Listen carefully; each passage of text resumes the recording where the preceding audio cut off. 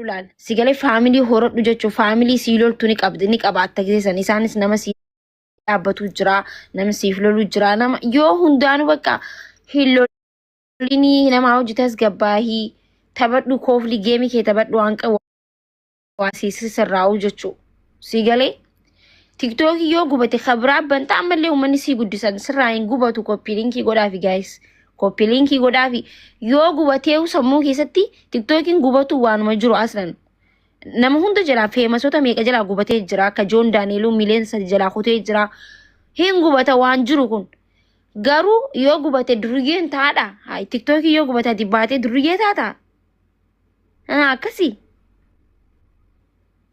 لا يا أمي نرجع فما بقى أنا باري أريتني ولا نجي دوما نتكلم قالوا تكو خليسة برناكم كده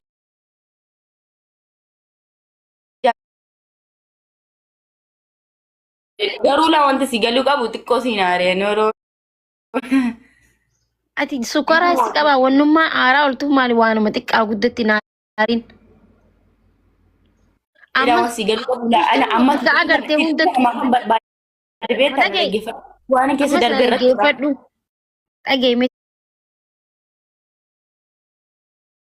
dhagaa hedduu haasuu jaalattaate dhagee bikkuma hunda xol injeen ammas bikkuma hunda bikka agarte duriyyee faanaa hojii hundaa hojii nama arrabsuu nama maarree duriyyee faanaa arkitee hundaa hojii naaseyin ol seenii nama gudguddaa hojii haasayii taphadhu bikka gudguddaa dhaqi bikka bakka si fakkaatu qabu dhaqi Ustazuma bakka nama afaan baalagee namaan joo hundaa hojjeteessee achi seentee asii seeniin annin harkaa bar maal taate TikTokii kana qofa qabaan TikTokii shanii ol qabaa bar bireedduuti annama tokko jala deemala sigalee si harkina si laalaa jiran jechuudha sigalee gisee mataa martu si harkina istaayilee noo giseetu si harkina si harkaa jiran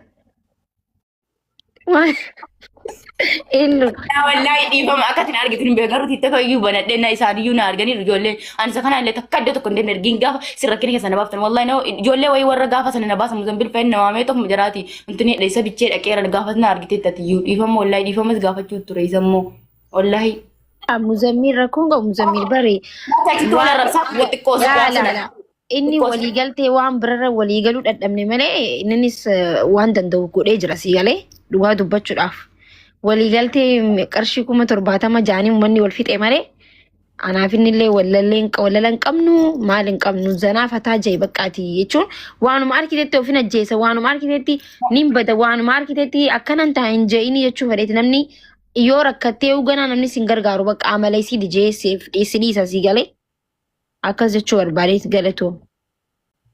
Ashi bakka lubbuu si dhaggeeffadheeraa naa jiraadhu garuu ani bari waan keessa darbisanii na asirratti irraanfadha kanaaf narraa gubachuudha intini dhumaanatti kenneen naan aariiba dhiifama washa ashi bakka ilu baga nagaa dhufte. Akkam maagi tuftu. Lu welcome baga nagaa dhufte. Jirta akkam. Maal akkana gorsita koo maaltu dhalate? TikTokii narraa gubatu deema viidiyoo na jalaa kaasanii yoo TikTokii na jalaa gubate been duriyyee taa bakka ittee mararaa iyyaa jirti bar gudii bar illoo. Akkami tuftu. Wallahi akkaantiin intini dhumaanatti kenne yoonni Akkana waliigallaa irratti irraanfadha dhufee. waliigallaa akkanatti TikTok illee zahmaa goote. Namni si jaalatu dhabaa deemta akkasitti ishee. Kabaja abaalii bakka Oromoo sii qabdu san sarara gadi bu'aa deema. Bakka Oromoo sii qabdu san eeggachuuf uummata xiqqoo dalaguu dhabuu qabda. Of ajjeesuu. TikTok duriyyee ta'a. Amma ati feemasiidhaa bara Umar Gitenaa haasawwituu illee hin beektamti. Yeroo haasawwitullee. Ani waan muka uffannee malee ani waan argina. Ani jaani bari illoo timme. Komentii kee ilaala yeroo si bira dhufu si jala ta'e malee dhufee ilaala.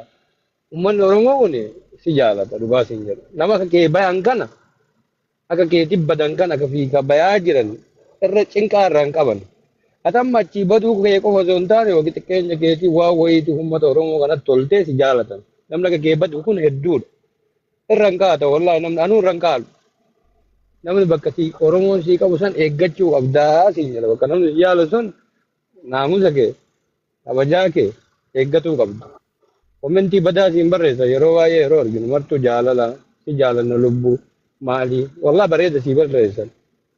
Kanaaf yeroo laayifii seentullee akkuma maakiin si gorsisan adabaan bakka gaarii seen bakkuma argite seenteen iyyin eegale. Jiraamti akkuma jirtu akkuma teettu kanattu namni haasaa bichaa miti bar haala nama kanallee laala akkanumatti waan ati godhattu kanneenuu lallaala waan maraa sirreeffadhu akkasii amma tiktookii kanaaf maal goota fajjeeltu tiktookii arra badee bor argachuu dandeettu namni dhugaase maaliif dhiyoo tana fajjeessette amma kana walitti dabalte kunoo maakiinumaa dhuftee si gorsiti waan ati hojii kenniteef dhuftee si gorsa artii bar sirraayii siin jedhan nama maakiinuu si aartii jechuudha. Ima loltiin amma biiftuu takkaayyuu loltiin isitti sappoorti godha. Siinillee akkasumas siin loltiin ullee waan sappoorti goonu waan si jaalatu namni sirraayii siin jedha qajeelii jabaadhu. Kana caalaa guddadhu akka maakii kana ta'e akka maakii kana argite akkas ta'uu hin dandeetta. Kana xiqqishuudha. Daa'ima kana guddattee akka maakii kana ta'uu hin dandeetta. Nama gargaaru sappoorti godhu waan maraa godhuu ni dandeetta. Humna qabdaa dandeettii illee qabdaa. Sammuu illee qabda akkasii arginu smaartiidha. Karaa tiktookii banda keessa deemtee bakkuma argitan dhaqin akka maakii siin jettu sun. Bakkuma argite seentee iyyaan oolin bakkuma nama arrabsoo yookiin bakkuma argite bakka siin hin taane bakka kun maakii fa'aa waliin oola haala faatee fa'aa waliin oola. Nama ijoolleen gurguddoon ijoolleen waliin jirti miti kanneen wajjin ooli geemii yoo ta'u geemii ta'u dhumate. Ammaa waan badaa arginaan nullee sirraa gurraa jechuu barbaade si cofna. Akkanumas dhiifne si biraa deemu. Eegale? Qaayoo balleessee dhiifama ittiin deemu.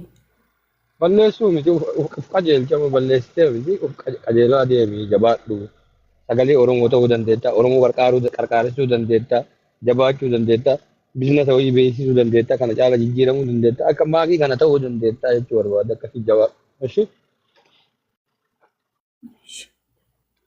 waan garaas nyaate Ameerikaa irraa namni sappoorti si godhaa miti kunoo shamarran namoota hin argintu sappoorti si godha namoota akka ani hin arginu wallah.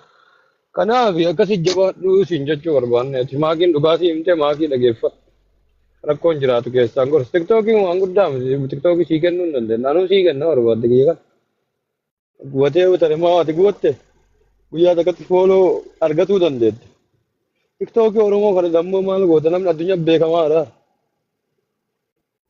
Gara addunyaa beekamee birrii mee godhaa jiraate kasafara kana keessaa kanaaf bootta bakka kasafara kana keessaa foolowarsi argatta malee bakka wayiituun geettu. Itoophiyaatti beekamaan jiru namni kenna namni addunyaa beekamaa jira kanaaf jabaa. Eeshi bakka naa galatooma hundi keessanii maakii dhiifama ishii yaa ummi naa jiraadhu. Atilleen ilii obboleessa kiyya naa jiraadhu.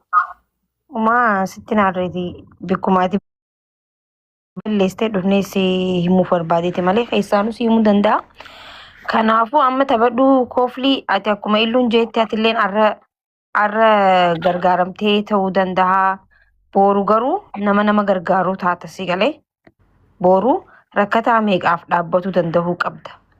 Gaafa rakkatti fooloo namni siif godhee maaliif dhaloonni tokko walitti dabarsaa deema si galee uummataaf sagalee ta'uu uummata gargaaruu uummata tajaajiluu si galee nama rakkate sagalee viidiyoo hojjetee fi sagalee ta'uu feetu laayivii irratti fiddee waan akkanaa kana hojjedhu shi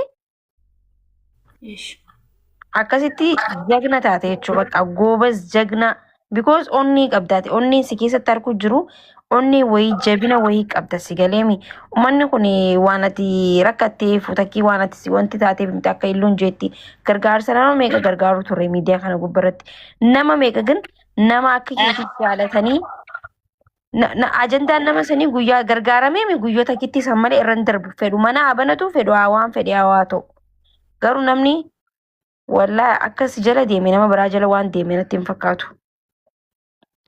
Fi biiftullee akkasuma jechuudha gaafa dhufte uummanni kun hedduu sappoorti godhu ture waa hedduun sappoorti godhu turan biiftullee jechuudha si galee biiftuunillee nama akka keetitti haadhaaf abbaa isinis haadhaaf abbaa hin qabdu finfinnee irraa itti wal bare akka tasaa wal barree akkumatti ilaa amma waliin jirra hunoo amma waggaa meeqaaf deemna akkanumatti isinillee jechuudha si galee Kanaafuu isin lameen illee wal jabeessaa uummataaf dhaabbadhaa uummataaf sagalee ta'a bika gurguddoo malee bika salphinaan dhaqinaa afaan keessan keessa arrabni takka osoo namni isin arrabsee illee gabbuusi malee arrabuma takka illee nama arrabsiin ishii.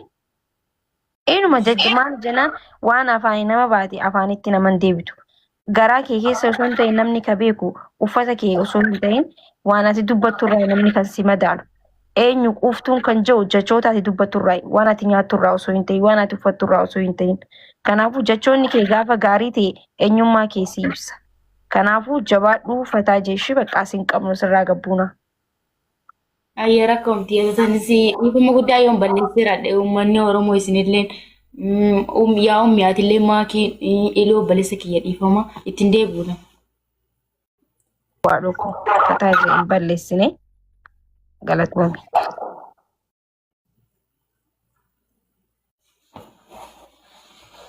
እናንተ ኢሉ ፎሎ godhaan kee kan umuruudhaa fi ኢሉ ፎሎ godhaan ishii